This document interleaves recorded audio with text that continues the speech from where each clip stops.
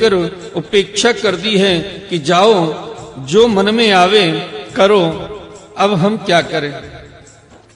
आज विधाता सर्वथा हमारी प्रतिकूल चेष्टा कर रहा है, चलो हम स्वयं ही चलकर अपने प्राण प्यारे श्याम सुंदर को रोकेंगे। कुल की बड़े बूढ़े और बंधुजन हमारा क्या कर लेंगे। अरे सखी, हम आदि क्षण के लिए भी प्राण वल्लभ नंद नंदन का संग छोड़ने में असमर्थ थी।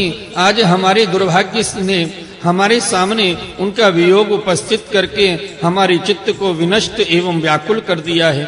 हे सखियों, जिनकी प्रेम भरी मनोहर मुस्कान, रहस्य की मीठी मीठी बातें, विलासपूर्ण चितवन और प्रेमालिंगन से हमने रासलीला की, फिर रात्रियां जो बहुत विशाल थीं, एक क्षण के समान बिता दी थीं, अब भला उनके बिना हम उन्हीं की दी हुई अपार विरह व्यथा का पार कैसे पावेंगे।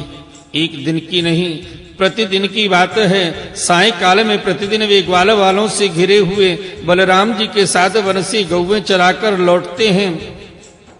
उनकी काली काली घुंघराली अलकें और गले के पुष्पहार गौओं की खुर की रज से ढके रहते हैं। वे बांसुरी बजाते हुए अपनी मंद मंद मुस्कान और तिरछी चितवन से देख देख कर हमारे हृदय को बेध डालते हैं।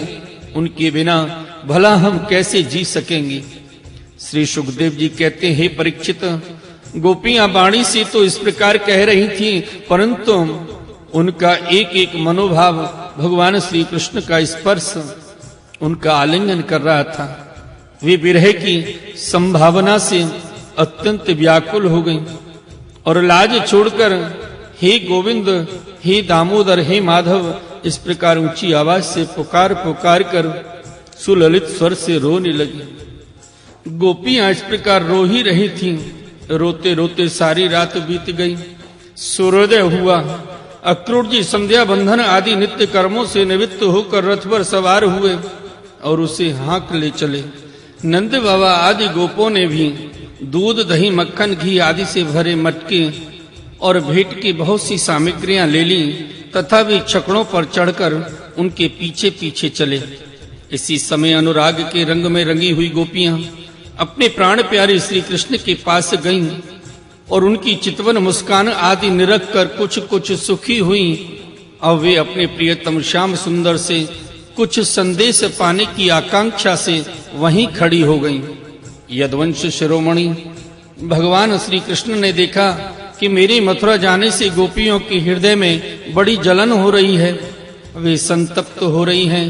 तब उन्होंने दूत के द्वारा मैं आऊंगा यह प्रेम संदेश भेजकर उन्हें धीरज बधाया। गोपियों को जब तक रथ की ध्वजा और पहियों से उड़ती हुई धूल दिखती रही, तब तक उनके शरीर चित्रलिखित से वहीं ज्यों की त्यों खड़े रहे, परंतु उन्होंने अपना चित्त तो मनमोहन प्राण वल्लभ श्री कृष्ण के साथ ही भेज दिया था।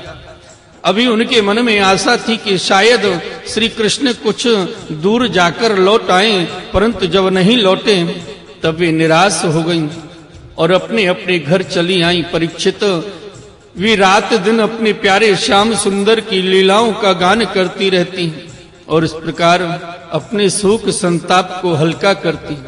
हे परीक्षित, इधर भगवान श्री कृष्ण भी बलराम जी और अक्रूर जी के साथ वायु के समान वेग वाले रथ पर सवार होकर पाप नाशनी यमुना जी के किनारे जा पहुंचे। वहां उन लोगों ने हाथ मुंह धोकर यमुना जी का मरकत मणि के समान नीला और अमृत के समान मीठा जल पिया। इसके बाद बलराम जी के साथ भगवान वृक्षों की झुरमुट में खड़े रथ पर सवार हो गए। अक्रूर जी ने दोनों भाइयों को रथ पर बिठाकर उनसे आज्ञा ली और यमुना जी के कुंड अनंत तीर्थ या बृहद पर आकर वे विधि पूर्वक स्नान करने लगे।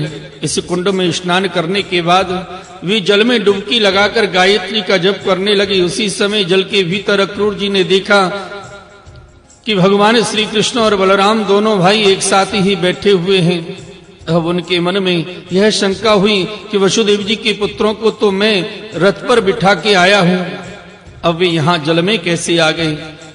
जब यहाँ हैं तो शायद रथ पर नहीं होंगे, ऐसा सोचकर उन्होंने सिर बाहर निकाल कर देखा कि वे उस रथ पर भी विधि पूर्वक बैठे हुए थे। उन्होंने यह सोच करके मैंने उन्हें जो जल में देखा था वह भ्रम ही रहा होगा, फिर डुबकी लगाई, परंतु फिर उन्होंने वहां भी देखा कि साक्षात अनंत देव श्री शेष जी विराजमान हैं और सिद्ध चारण गंधर्व एवं असुर अपने अपने सिर झुकाकर उनकी स्तुति कर रहे हैं। शेष जी के 1000 सिर हैं और प्रत्येक फण पर मुकुट सुशोभित हैं।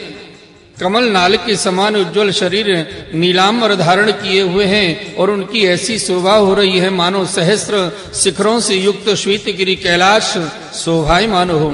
अक्रूर जी ने देखा कि शेष जी की गोद में श्याम मेघ के समान घन श्याम विराजमान हो रहे हैं। वे रेशमी पीतांबर पहने हुए हैं, बड़ी ही शांत चतुर्भुज मूर्ति है और कमल के रक्त दल के समान रत्नारे नेत्र हैं। उनका बदन बड़ा ही मनोहर और प्रसन्नता का सदन है। उनका मधुर हास्य और चारु चितवन चित्त को चुराए लेती है। भौहें सुंदर और नासिका तनिक ऊंची तथा बड़ी ही सुगढ़ है। सुंदर कान कपोल और लाल लाल अधरों की छटा निराली है।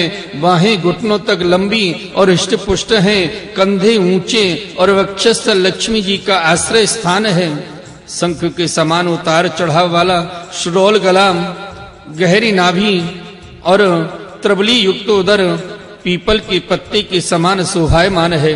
स्थूल कट प्रदेश और नितंब हाथी की सूंड के समान जांघें, सुंदर घुटने एवं पिटलियां हैं।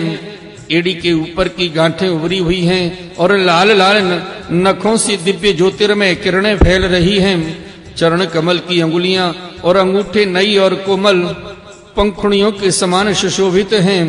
अत्यंत बहुमूल्य मणियों से जड़ा हुआ मुकुट, कड़े बाजूबंद करधनी हार, नूपुर और कुंडलों से तथा यज्ञोपवीत से वह दिव्य मूर्ति अलंकृत हो रही है। एक हाथ में पद्म शोभा पा रहा है और शेष 3 हाथों में शंख चक्र और गदा, वक्षस्थल पर श्री वत्स का चिन्ह, गले में कौस्तुभ मणि और बनमाला लटकी हुई है।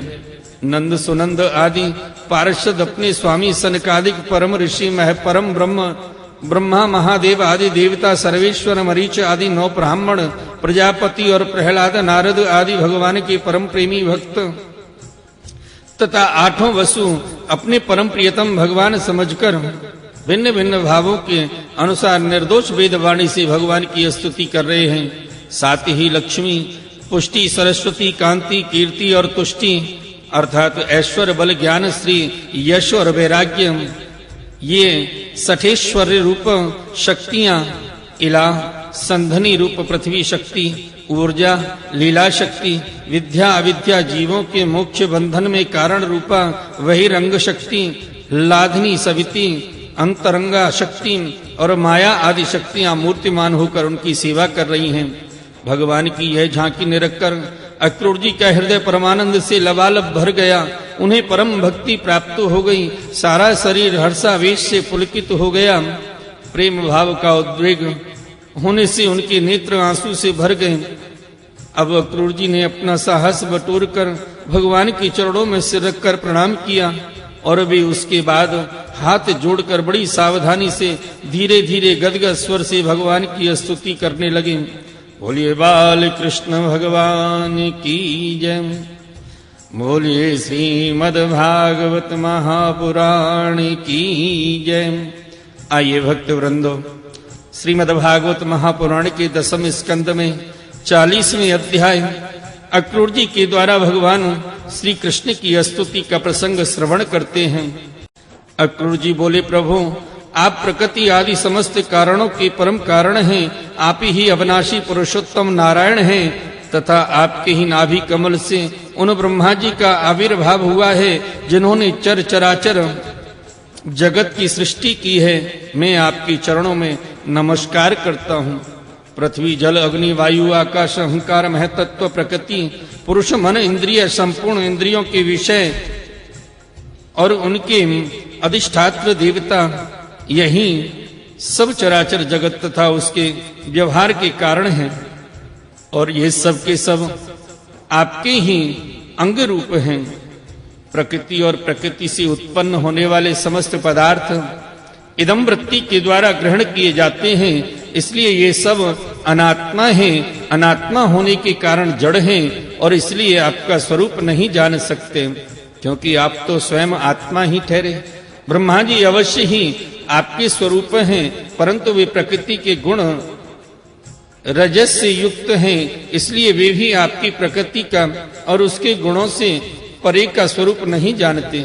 साधु योगी स्वयं अपने अंतःकरण में स्थित अंतर्यामी के रूप में समस्त भूत भौतिक पदार्थों में व्याप्त परमात्मा के रूप में और सूर्य चंद्र अग्नि आदि देव मंडल में स्थित इष्ट देवता के रूप में तथा उनके साक्षी महापुरुषों एवं नियंता ईश्वर के रूप में साक्षात आपकी ही उपासना करते हैं। बहुत से कर्मकांडी ब्राह्मण कर्म मार्ग का उपदेश करने वाली त्रयी विद्या के द्वारा जो आपके इंद्र अग्नि आदि अनेक देववाचक नाम तथा वज्रहस्त सप्तार्ची आदि अनेक रूप बतलाती हैं, बड़े बड़े यज्ञ करते हैं और उनके द्वारा आपकी ही उपासना करते हैं। बहुत से ज्ञान